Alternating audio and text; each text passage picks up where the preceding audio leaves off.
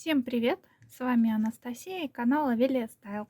Сегодня вместе с вами сделаем наипростейшую брошку, которую может сделать каждый из доступных материалов.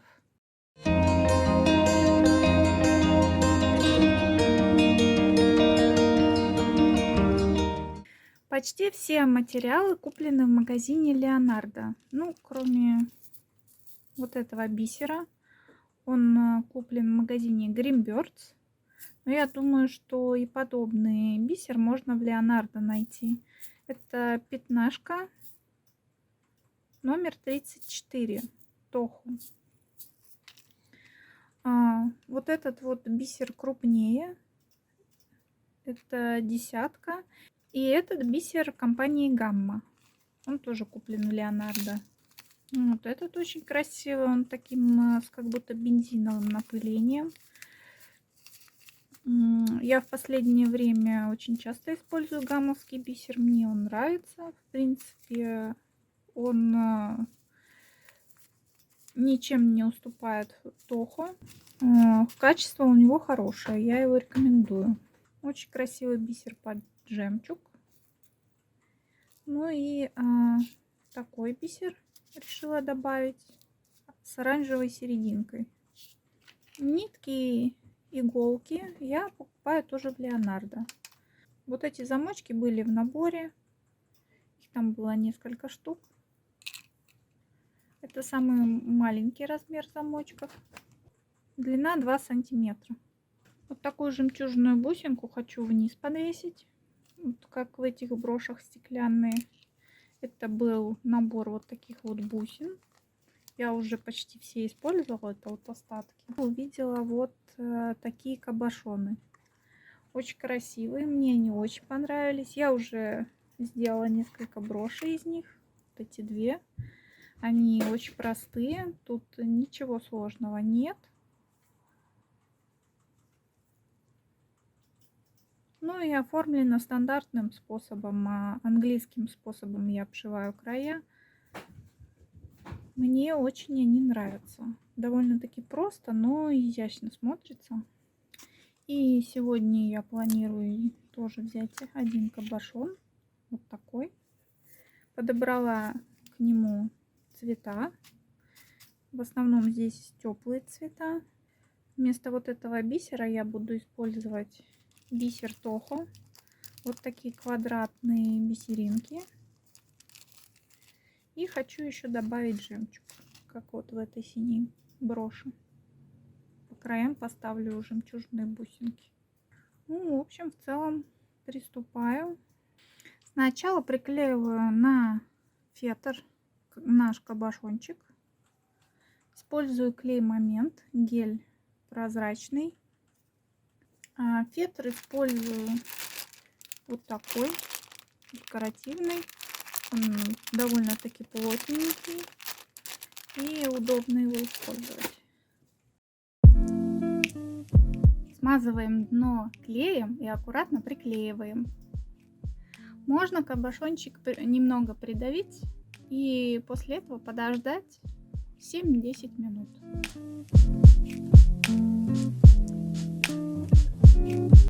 Когда кабошончик уже приклеился, будем обшивать бисером.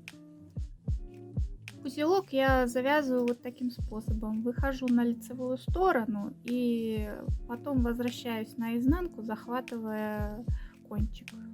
Поскольку это МК для начинающих, я подробно объясню, как я обшиваю бисером. Обшивать буду простым мозаичным плетением. Можно начинать обшивку с любого места. Набираю на иголочку 2 бисеринки, пришиваю и возвращаюсь между ними назад. Дальше подхватываю последнюю бисеринку. Затем снова набираю 2 бисеринки, возвращаюсь между ними назад и опять подхватываю последнюю.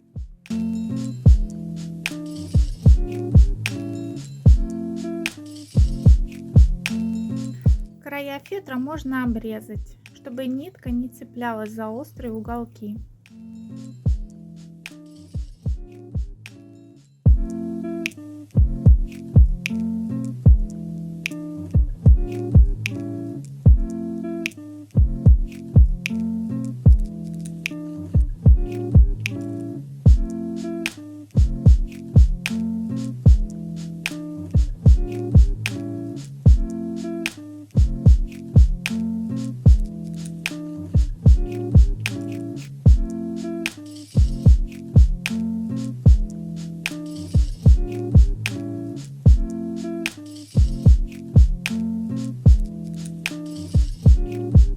Я обшиваю уже на глаз, но можно приложить эти две бисеринки и посмотреть, где нужно зайти иголочкой в фетр. Таким образом, надо пройти полностью до конца. Я пройду первый ряд и вернусь к вам. Заканчивая ряд, я смотрю, когда можно приложить где-то 4 бисеринки. Набираю 2 бисеринки на иголочку и иголкой прохожу прямо посередине. Таким образом, чтобы распределить место. И хватило еще на 2 бисеринки в самом конце. Тут надо понимать, что количество бисера должно быть четным, чтобы мозаичное плетение вообще состоялось. Возвращаюсь между бисеринками, подхватываю последнюю и хочу пройти еще на несколько бисеринок иголочкой вперед. Второй ряд я стараюсь всегда начинать с той бисеринки, которая более свободно себя чувствует в первом ряду, для того, чтобы мозаичное плетение легло более ровно. Итак, в игру вступает рыженький бисер. Он у меня выбран для яркости и подходит к цвету цветочков на кабошоне. Далее на второй ряд я набираю одну бисеринку и захожу через одну бисеринку первого ряда, чтобы бисеринки легли в шахматном порядке. Снова набираю одну бисеринку и захожу в следующую. Таким образом у меня будет второй ряд. Оплетая второй ряд, я уже немного подтягиваю ниточку, чтобы поплотнее бисеринки сидели. И пройду до конца ряда и вернусь к вам. Заканчивая второй ряд, мы проходим через последнюю бисеринку первого ряда и захватываем еще первую бисеринку второго ряда, выходя иголочкой на третий ряд. Итак, на сцену появляется бисер жемчужный. Он у меня будет на третьем ряду. Третий ряд точно так же. Набираем одну бисеринку и заходим в следующую бисеринку второго ряда. То есть, выходя из рыженькой, набираем жемчужную бисеринку и заходим в следующую бисеринку рыжего цвета. Будет проходить у меня третий ряд. Итак, пройду до конца уже третий ряд и встречусь с вами через секунду.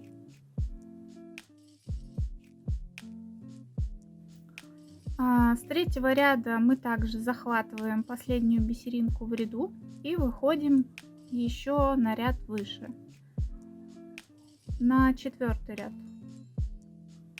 Я думаю, что здесь уже можно стягивать бисером пятнашкой. Здесь у меня будет бисер 15 размера, блестящий под бронзу. Этот ряд, каждую бисеринку я уже посильнее подтягиваю, потому что нужно этот ряд стянуть, чтобы бисерная сеточка мягко обхватывала кабошон. Не старайтесь сильно затягивать, главное, чтобы бисер плотно прилегал к кабошону. Поэтому подтягиваем, но не перетягиваем. По окружности до конца мы делаем затягивающий ряд.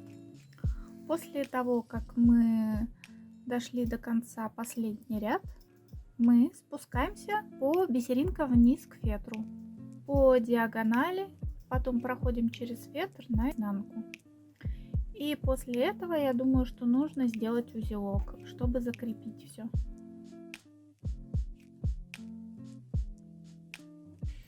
Вот такой кабошончик обшитый получается. Хотя, посмотрев на него внимательно, мне кажется, что его надо перевернуть и сделать в горизонтальном положении, а не в вертикальном, как я изначально планировала. Теперь буду пришивать бисеринки по краям. Сначала пришью жемчужные бусинки с 4 сторон по серединке каждой стороны. Проходить через бусинку буду пару раз для надежности.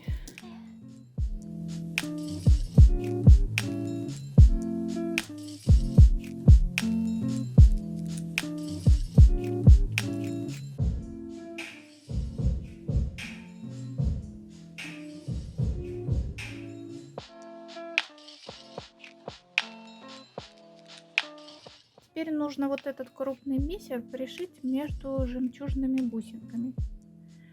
Посмотрев на предыдущую брошку, мне по каждой стороне приблизительно нужно 6 крупных бисеринок. Сразу набираю на иголочку и прохожу в жемчужную бусинку. Затем закрепляю, проходя через фетр. Сначала пришью по всем сторонам эти бисеринки крупные, а потом уже каждую бисеринку буду пришивать к фетру, проходя через каждую. Бусинки стараюсь пришивать очень аккуратно, проходя иголочкой прямо под кабошон. Старайтесь, чтобы нитка не запутывалась и не цеплялась у вас ни за что. Аккуратненько подтягивайте. Так, обшиваем каждую бисеринку до конца ряда. Обычно в брошке используют подложку из картона, но поскольку эта брошка очень маленькая, прям совсем, я решила не использовать подложку. Тем более у меня очень плотная кожа с другой стороны будет. Она хорошо будет поддерживать конструкцию.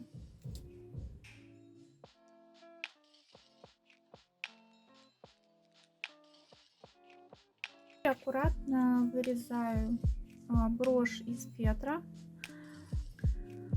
Вырезаем с небольшим отступом от самих бисеринок. Аккуратно по окружности.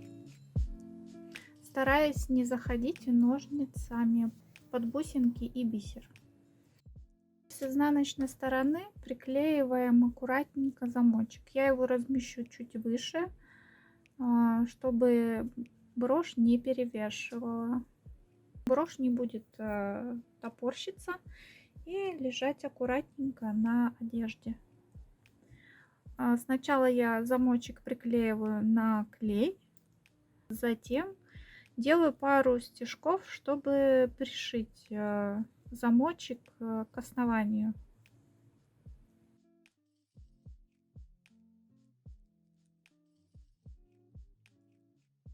Нужно приклеить кожаную изнанку.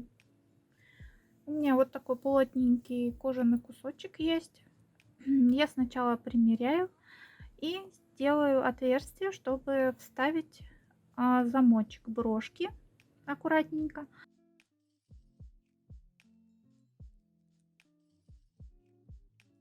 А затем сначала с одной стороны прохожу клеем и приклеиваю, потом с другой стороны.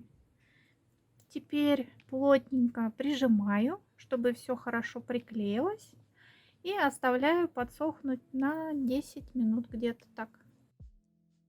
По окружности обрезаем лишнее, подравниваем, чтобы брошечка была ровненькая. Я ориентируюсь по фетру, поскольку он у меня уже ровненько обрезан. Также обрезаю кожу. Выхожу иголкой на изнанку и буду обшивать край стандартным английским способом.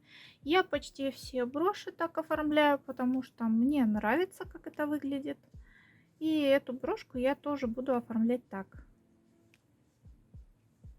Набираю 2 бисеринки на иголочку, захожу в лицевую сторону фетра и выхожу на изнанку кожи.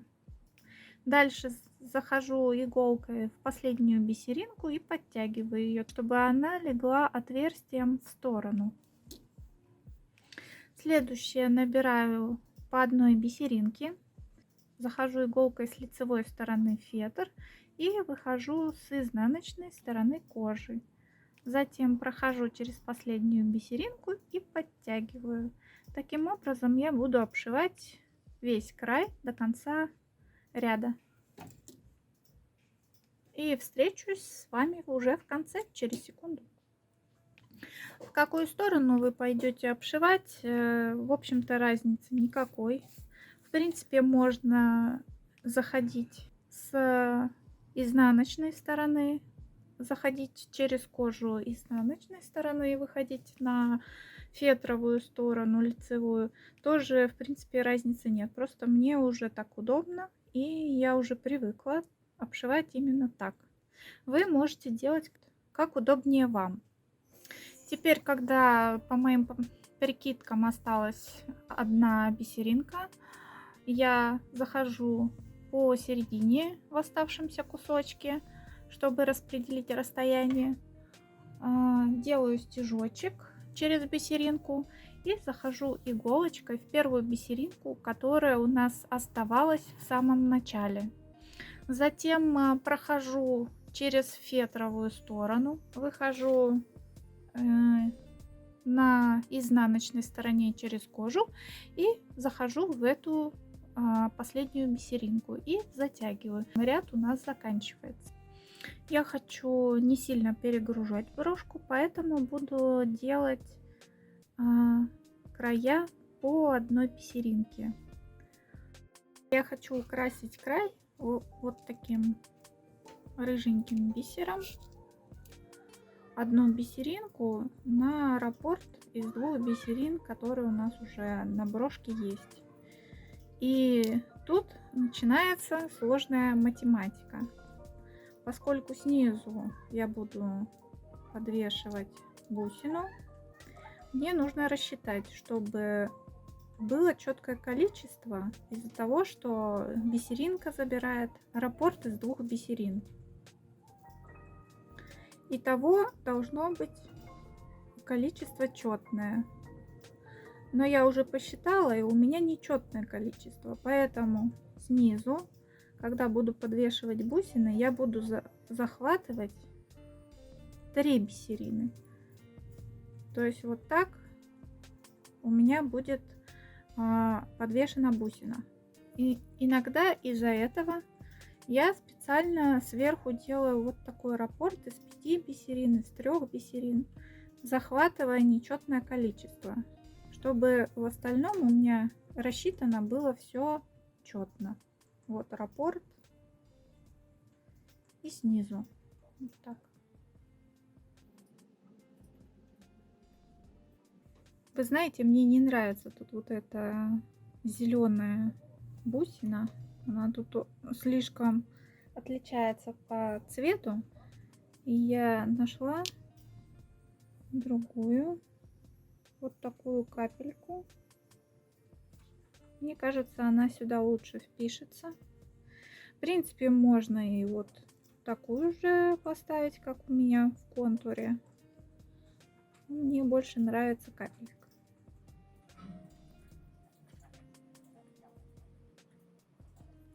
Вот одну бисерину мы уже прошли. И теперь выходим на 3 бисерины, на которые будет повешена капелька. Я беру 3 бисерины рыжие, одну бисерину под жемчуг, прохожу через капельку, одну бисерину под жемчуг и возвращаюсь вот так ниткой через каплю. подзатягиваю. Вот одна бисерина получается стопорная. Прошла через капельку. Хочу пройти через одну вот эту жемчужную.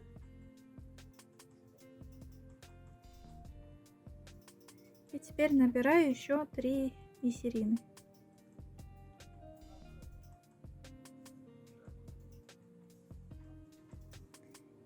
И в третью, получается, пройду иголочкой.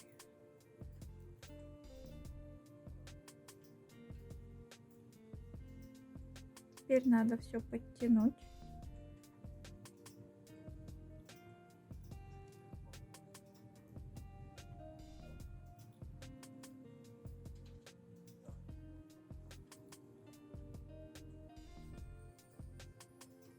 Сильно затягивать здесь не хочу, потому что немного, чтобы свободно оно висело. Вот здесь у меня получается выход из бисера. Мне нужно пройти с внутренней стороны следующую бисеринку. Таким образом.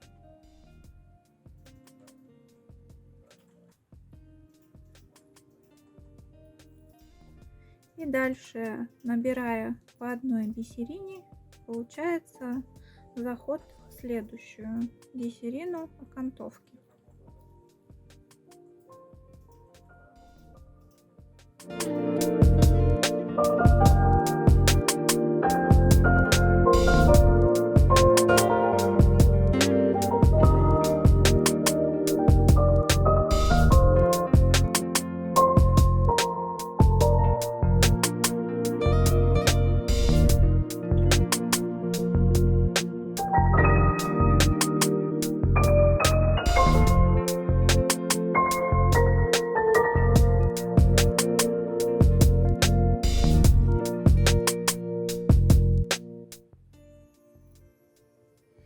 Вот такая брошечка получается. Я прошла полностью полный круг бисером. Мне кажется, очень. Брошка получилась довольно-таки нежная, очень красивая, мне нравится. Единственное, что вот здесь очень выделяется фетр. Можно сюда тоже добавить какой-либо бисер.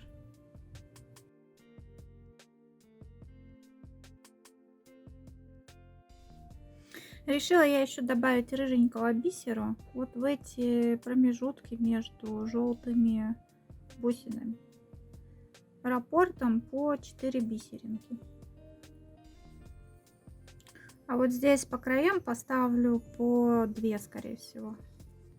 Сейчас примерю. Да, поставлю по 2.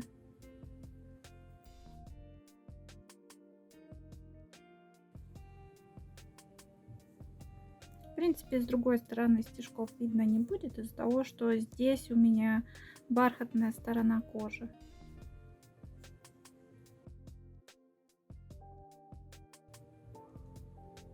Стараюсь со стороны изнанки делать тоненькие стежочки, чтобы их не видно было. И проходить через вот эту крупную бусину желтую.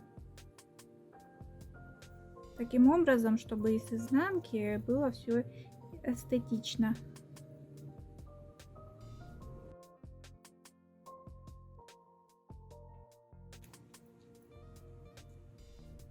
Я делаю это лишь только потому, что вот здесь в местах между желтыми бусинами очень видно серый фетр.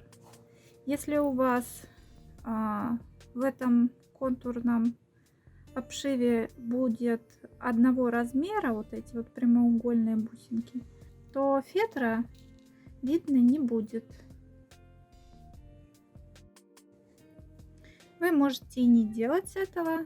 Я делаю это только для того, что только потому, что мне не нравятся видимые места серого фетра. Вот так брошка теперь выглядит. Мне кажется, очень интересно получилось. Осталось только закрепить иголочку. Иголку я закрепляю очень просто. Вывожу куда-нибудь в скрытое место. Делаю стежок на изнанку. И делаю несколько заходов на иголочку. Теперь вытягиваю с другой стороны нитку.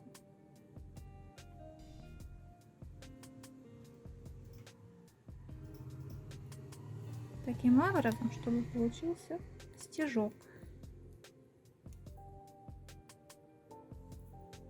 Прохожу еще некоторое расстояние.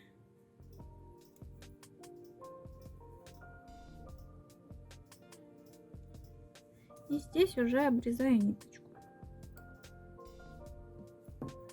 Теперь завязываю узелок, стараясь попасть как раз в это место.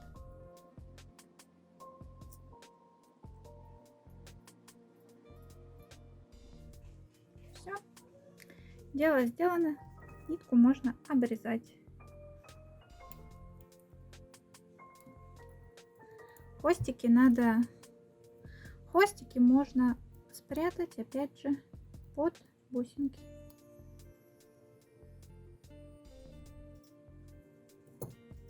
Брошка готова.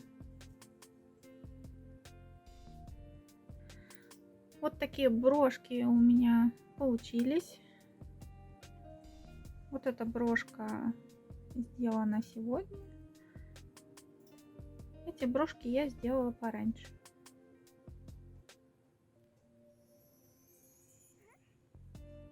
Мне кажется, очень красиво получилось. И довольно-таки стильно. Еще не показывала вам вот эту брошку с моховым агатом. Тоже очень красивая. Довольно-таки простенькая, но со вкусом, я считаю. Для чего еще можно делать вот эти раппорты? Здесь как будто получается такая петелька. И вот у меня такая цепочка есть.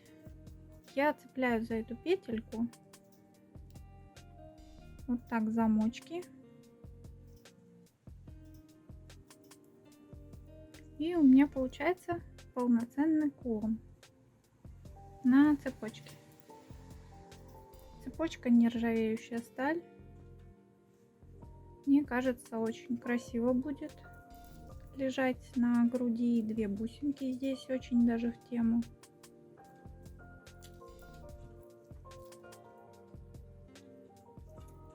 Также можно вот эту подцепить, но здесь слишком маленький раппорт. Я думаю, что надо было сделать побольше. Здесь только один замочек войдет. Вот так.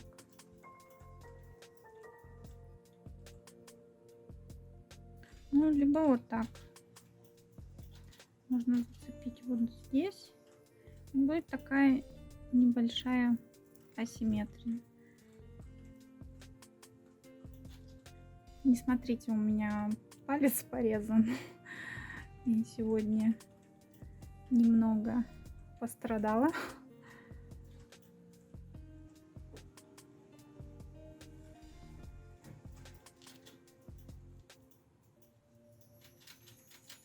Мне кажется, тоже интересно выглядит. Если, допустим, сделать на один замочек.